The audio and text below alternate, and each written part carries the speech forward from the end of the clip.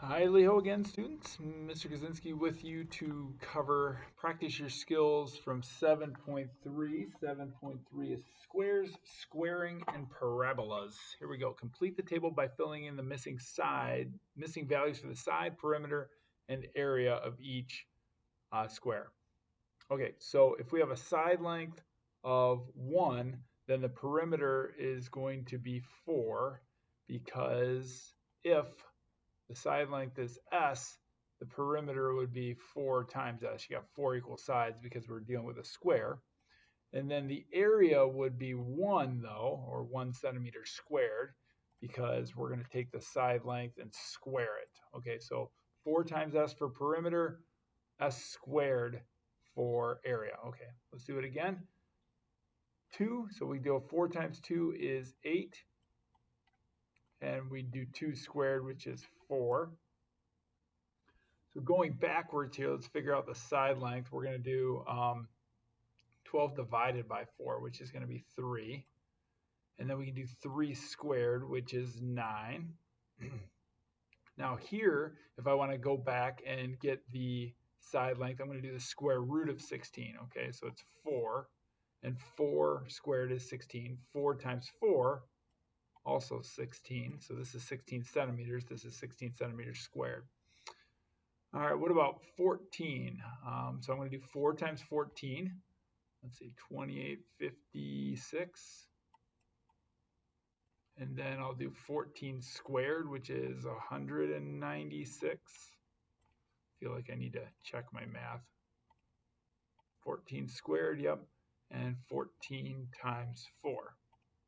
Got it. All right, now 60. That was obtained by multiplying the side length by 4. So I'm going to divide by 4, which is 15. And then 15 squared is 225. 441, I think that's 21 squared. 21 squared is 441, or the square root of 441 is 21. And then we'll do 21 times 4 to get the perimeter, which would be 84. Oh, I'm definitely going to have to use a calculator here. 100.8, maybe I'll feel silly after I do it, divided by 4 is 25.2.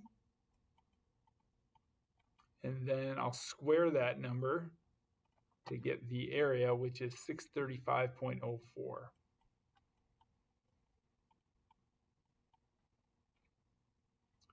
And let's do the square root of 2209. Oops. Let's start that over.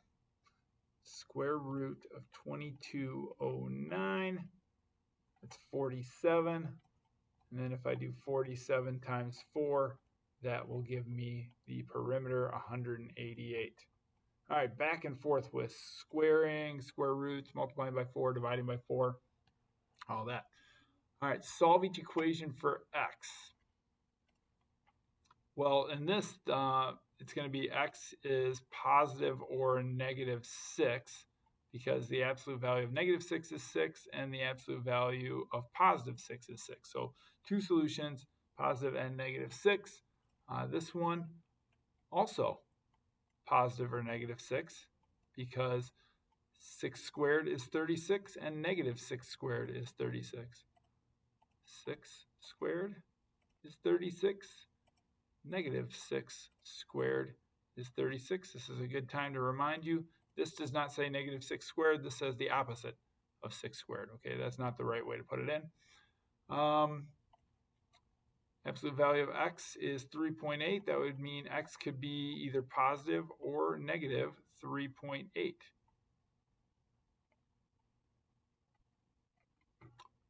And on D, well, I'm going to take the square root of 14.44, which I'm guessing is 3.8. Yes, it is. That means my solution is positive or negative 3.8. Because again, negative 3.8 squared is 14.44, just like positive 3.8 squared is 4.44.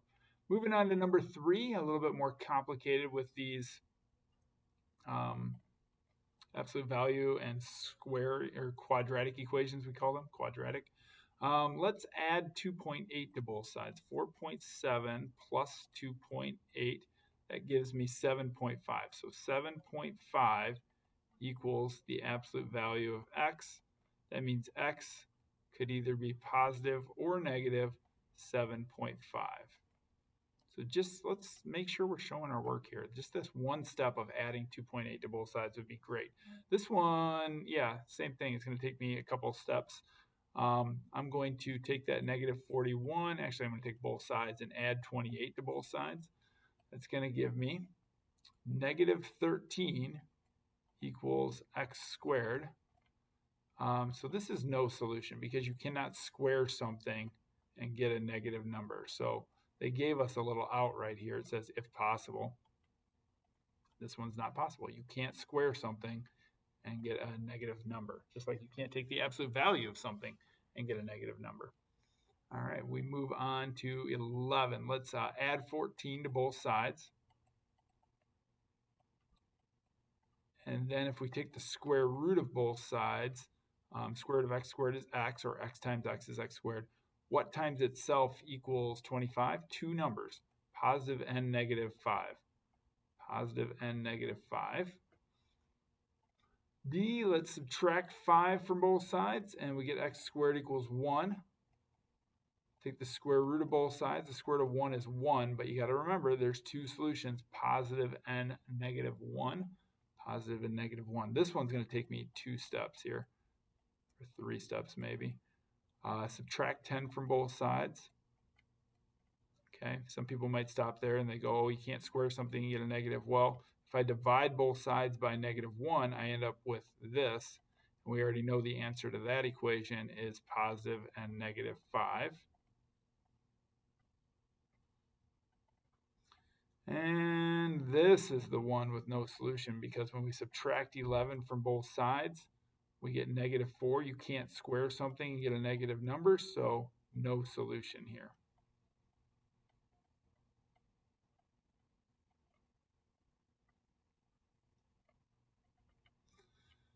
All right, number 4, we got some more complicated absolute value equations here.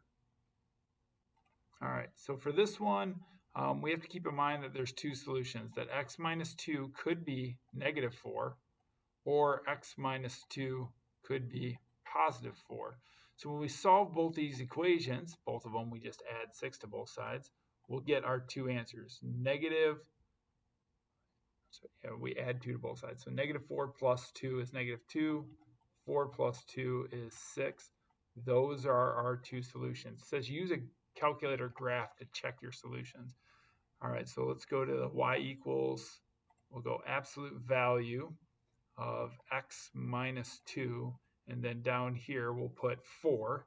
And when we graph it,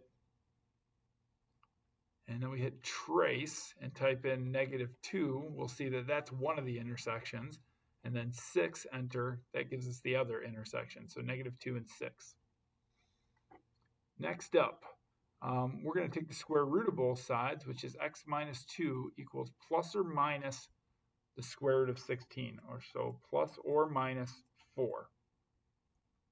So basically, I don't know, maybe we can show it like this. We could say that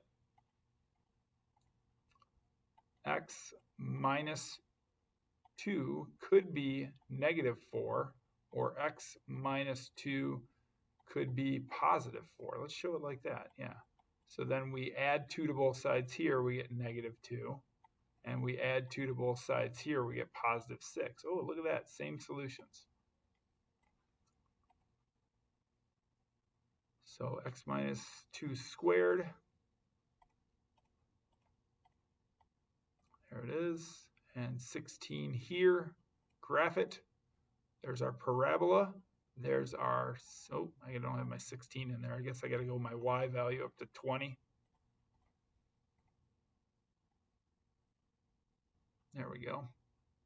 Now when I hit trace, negative 2, that gives me 16. Positive 6 also gives me 16. Moving on. It's x plus 3 could be negative 7. X plus 3 could be positive 7. So subtract 3 from both sides here, we get negative 10. Subtract 3 from both sides here, we get 4.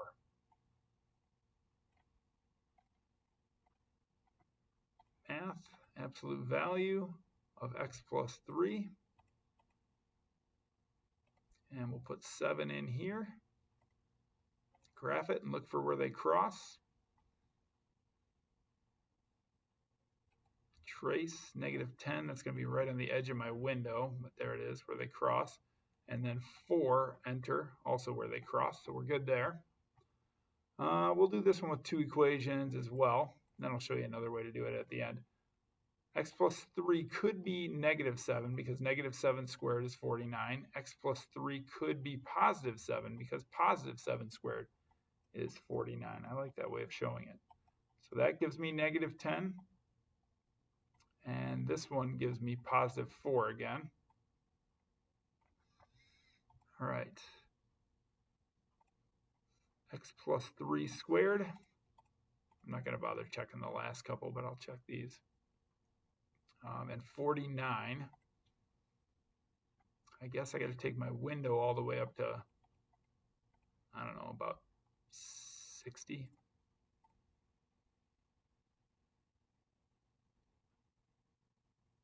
You can see the first place where it's going to intersect is at negative 10 right over there.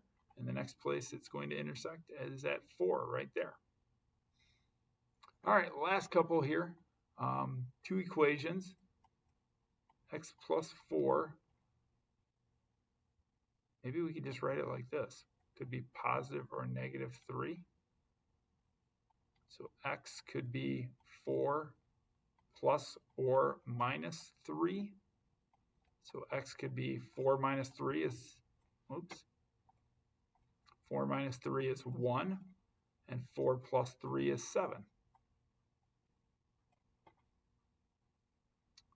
1 plus 4, I messed this up, didn't I? Oh, yeah, I see what I did.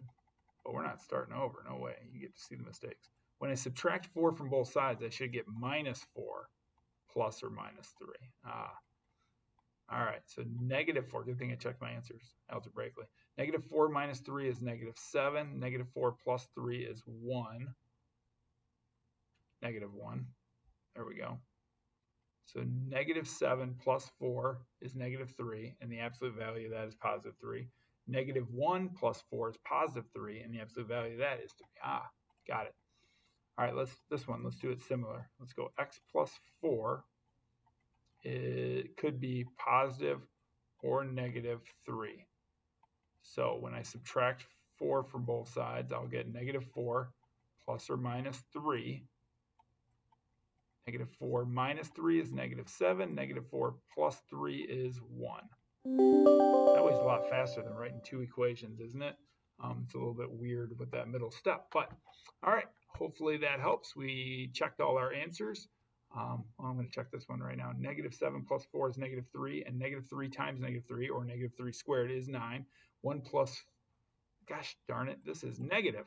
Negative 1 plus 4 is 3, and then 3 squared is 9. Good thing I checked every single answer. All right, I found my mistakes. Hopefully